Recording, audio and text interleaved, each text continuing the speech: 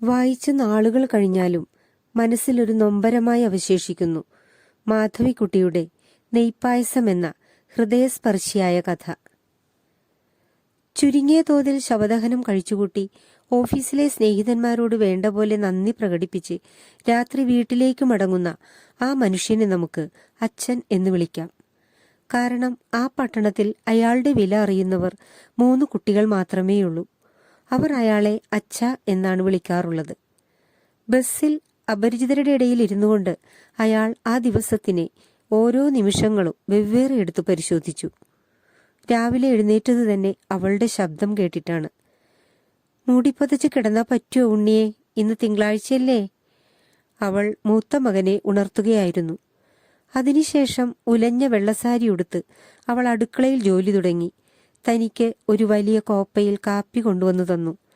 പിന്നെ പിന്നെ എന്തെല്ലാം ഉണ്ടായി. മറക്കാൻ പാടില്ലാത്ത വല്ല വാക്കുകളും അവൾ പറഞ്ഞുവോ? എത്ര തന്നെ ശ്രമിച്ചിട്ടും അവൾ പിന്നീട് പറഞ്ഞതൊന്നും ഓർമ്മ വരുന്നില്ല. മൂടിപ്പൊതിച്ച് കിടന്നാ പറ്റുമോ, ഇന്ന് തിങ്കളാഴ്ചയല്ലേ? ഈ വാക്യം മാത്രം മായാതെ ഓർമ്മയിൽ കിടക്കുന്നു. അത് ഒരു ഈശ്വരനാമമെന്ന പോലെ അയാൾ മന്ത്രിച്ചു. അത് മറന്നുപോയാൽ തന്റെ നഷ്ടം പെട്ടെന്ന് അസഹനീയമായി തീരുമെന്ന് അയാൾക്ക് തോന്നി. ഓഫീസിലേക്ക് പോകുമ്പോൾ കുട്ടികൾ കൂടെയുണ്ടായിരുന്നു. അവർക്ക് സ്കൂളിൽ വെച്ച് കഴിക്കാനുള്ള പലഹാരങ്ങൾ ചെറിയ അലുമിനിയ പാത്രങ്ങളിലാക്കി അവൾ എടുത്തുകൊണ്ടുവന്നു തന്നു. അവളുടെ വലത്തെ കൈയിൽ കുറച്ച് മഞ്ഞൾപ്പൊടി പറ്റി നിന്നിരുന്നു. ഓഫീസിൽ വെച്ച് അവളെപ്പറ്റി ഒരിക്കലെങ്കിലും ഓർക്കുകയുണ്ടായില്ല. 1-2 കൊല്ലങ്ങൾ നീണ്ടുനിന്ന ഒരു അനുരാഗ ബന്ധത്തിന്റെ ഫലമായിട്ടാണ് അവർ വിവാഹം കഴിച്ചത്. വീട്ടുകാരുടെ സമ്മതത്തോടെയല്ല എങ്കിലും അതിനെപ്പറ്റി പശ്ചാത്തപിക്കുവാൻ ഒരിക്കലും തോന്നിയില്ല. പണത്തിന്റെ ക്ഷാമം, കുട്ടികളുടെ അനാരോഗ്യ കാലങ്ങൾ, അങ്ങനെ ചില ബുദ്ധിമുട്ടുകൾ അവരെ തളർത്തിക്കൊണ്ടിരുന്നു. അവൾക്ക് വേഷധാരണത്തിൽ ശ്രദ്ധ കുറഞ്ഞു. അയാൾക്ക് പൊട്ടിച്ചിരിക്കുവാനുള്ള കഴിവ് ഏതാണ്ടൊക്കെ നശിച്ചു. എന്നാലും അവർ തമ്മിൽ സ്നേഹിച്ചു. അവരുടെ 3 കുട്ടികൾ അവരെയും സ്നേഹിച്ചു. ആൺകുട്ടികളായിരുന്നു. ഉണ്ണി 10 വയസ്സ്, ബാലൻ 7 വയസ്സ്, രാജൻ 5 വയസ്സ്. മുഖത്തെല്ലായ്പ്പോഴും മെഴുക്കുപറ്റി നിൽക്കുന്ന 3 കുട്ടികൾ. പറയത്തക്ക സൗന്ദര്യമോ സാമർഥ്യമോ ഒന്നുമില്ലാത്തവർ. പക്ഷേ അമ്മയും അച്ഛനും അന്യോന്യം പറഞ്ഞു, ഉണ്ണിക്ക് എഞ്ചിനീയറിംഗിലാ വാസന. അവൻ എപ്പോഴും ഓരോന്നുണ്ടാക്കിക്കൊണ്ടിരിക്കും. ബാലനെ ഡോക്ടറാക്കണം. അവന്റെ നെറ്റി കണ്ടോ, അത്ര വലിയ നെറ്റി ബുദ്ധിയുടെ ലക്ഷണ. രാജന് ഇരുട്ടത്ത് നടക്കാനും കൂടി പേടിയില്ല. അവൻ സമർത്ഥന. പട്ടാളത്തിൽ ചേരേണ്ട മട്ട. അവർ താമസിച്ചിരുന്നത് പട്ടണത്തിൽ ഇടത്തരക്കാർ താമസിക്കുന്ന ഒരു ചെറിയ തെരുവിലാണ്. 1-ാം നിലയിൽ 3 മുറികളുള്ള ഒരു ഫ്ളാറ്റ്. ഒരു മുറിയുടെ മുമ്പിൽ കഷ്ടിച്ച് 2 ആൾക്ക് നിൽക്കുവാൻ സ്ഥലമുള്ള ഒരു കൊച്ചു വരാന്തയുമുണ്ട്. അതിൽ അമ്മ നനച്ചുണ്ടാക്കിയ ഒരു പനിനീർ ചെടി ഒരു പൂച്ചട്ടിയിൽ വളരുന്നു. പക്ഷേ ഇതേവരെ പൂവുണ്ടായിട്ടില്ല. അടുക്കളയിൽ ചുമരിന്മേൽ തറച്ചിട്ടുള്ള കൊളുത്തുകളിൽ പിച്ചളച്ചട്ടുകളും കരണ്ടികളും തൂങ്ങിക്കിടക്കുന്നു. സ്റ്റൗവിന്റെ അടുത്ത് അമ്മ ഇരിക്കാറുള്ളൊരു തേഞ്ഞ പലകയുമുണ്ട്. അവൾ അവിടെ ഇരുന്ന് ചപ്പാത്തി ഉണ്ടാക്കുമ്പോഴാണ് സാധാരണയായി അച്ഛൻ ഓഫീസിൽ നിന്ന് മടങ്ങിയെത്തുക. ബസ് നിന്നപ്പോൾ അയാൾ ഇറങ്ങി. കാലിന്റെ മുട്ടിന് നേരിയൊരു വേദന തോന്നി. വാദമായിരിക്കുമോ? താൻ കിടപ്പിലായാൽ കുട്ടികൾക്ക് ഇനി ആരാണുള്ളത്? പെട്ടെന്ന് അയാളുടെ കണ്ണുകൾ നിറഞ്ഞു. അയാൾ ഒരു മുഷിഞ്ഞ കൈലേസ് കൊണ്ട് മുഖം തുടച്ചു. ധൃതിയിൽ വീട്ടിലേക്ക് നടന്നു. കുട്ടികൾ ഉറങ്ങിയിരിക്കുമോ? അവർ വല്ലതും കഴിച്ചുവോ? അതോ കരഞ്ഞു കരഞ്ഞുറങ്ങിയോ? കരയാനുള്ള തന്റെ ഇടവും അവർക്ക് വന്നു കഴിഞ്ഞിട്ടില്ല. ഇല്ലെങ്കിൽ താൻ അവളെ എടുത്ത് ടാക്സിയിൽ കയറ്റിയപ്പോൾ ഉണ്ണി എന്താണ് കരയാതെ വെറുതെ നോക്കിക്കൊണ്ട് നിന്നത്? ചെറിയ മകൻ മാത്രം കരഞ്ഞു. പക്ഷേ അവന് ടാക്സിയിൽ കയറണമെന്ന വാശിയായിരുന്നു. മരണത്തിന്റെ അർത്ഥം അവർ അറിഞ്ഞിരുന്നില്ല, തീർച്ച. താൻ അറിഞ്ഞിരുന്നുവോ? ഇല്ല. എന്നും വീട്ടിൽ കാണുന്ന അവൾ പെട്ടെന്നൊരു വൈകുന്നേരം യാതൊരാളോടും യാത്ര പറയാതെ നിലത്ത് ഒരു ചൂലിന്റെ അടുത്ത് വീണു മരിക്കുമെന്ന് താൻ വിചാരിച്ചിരുന്നുവോ? ഓഫീസിൽ നിന്ന് വന്നപ്പോൾ താൻ അടുക്കളയുടെ ജനവാതിലിൽ കൂടി അകത്തേക്ക് നോക്കി. അവൾ അവിടെ ഉണ്ടായിരുന്നില്ല. മുറ്റത്ത് കുട്ടികൾ കളിക്കുന്നതിന് ശബ്ദം ഉയർന്നുകൊണ്ടിരുന്നു. ഉണ്ണി വിളിച്ചു പറയുകയാണ്, ഫസ്റ്റ് ക്ലാസ് ഷോട്ട്. താൻ താക്കോലെടുത്ത് ഉമ്മറത്തെ വാതിൽ തുറന്നു. അപ്പോഴാണ് അവളുടെ കിടപ്പ് കണ്ടത്.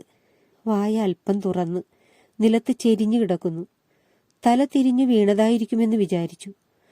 പക്ഷേ ഹോസ്പിറ്റലിൽ വെച്ച് ഡോക്ടർ പറഞ്ഞു, ഹൃദയസ്തംഭനമാണ്. മരിച്ചിട്ട് 1.5 മണിക്കൂറായി. പല വികാരങ്ങൾ, അവളോട് അകാരണമായൊരു ദേഷ്യം. അവൾ ഇങ്ങനെ താക്കീതുകളൊന്നും കൂടാതെ എല്ലാ ചുമതലകളും തന്റെ തലയിൽ വെച്ചുകൊണ്ട് പോയല്ലോ. ഇനി ആരാണ് കുട്ടികളെ കുളിപ്പിക്കുക? ആരാണ് അവർക്ക് പലഹാരങ്ങൾ ഉണ്ടാക്കി കൊടുക്കുക? ആരാണ് ദീനം പിടിപെടുമ്പോൾ അവരെ ശുശ്രൂഷിക്കുക?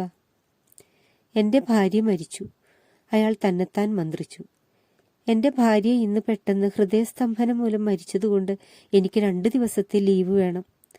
എത്ര നല്ല ഒരു ലീവ് അഭ്യർത്ഥനയായിരിക്കും അത്. ഭാര്യയ്ക്ക് സുഖക്കേടാണെന്നല്ല, ഭാര്യ മരിച്ചുവെന്ന്. മേലുദ്യോഗസ്ഥൻ ഒരു പക്ഷേ തന്നെ മുറിയിലേക്ക് വിളിച്ചേക്കാം. ഞാൻ വളരെ വ്യസനിക്കുന്നു, അയാൾ പറയും. ഹ, അയാളുടെ വ്യസനം. അയാൾ അവളെ അറിയില്ല.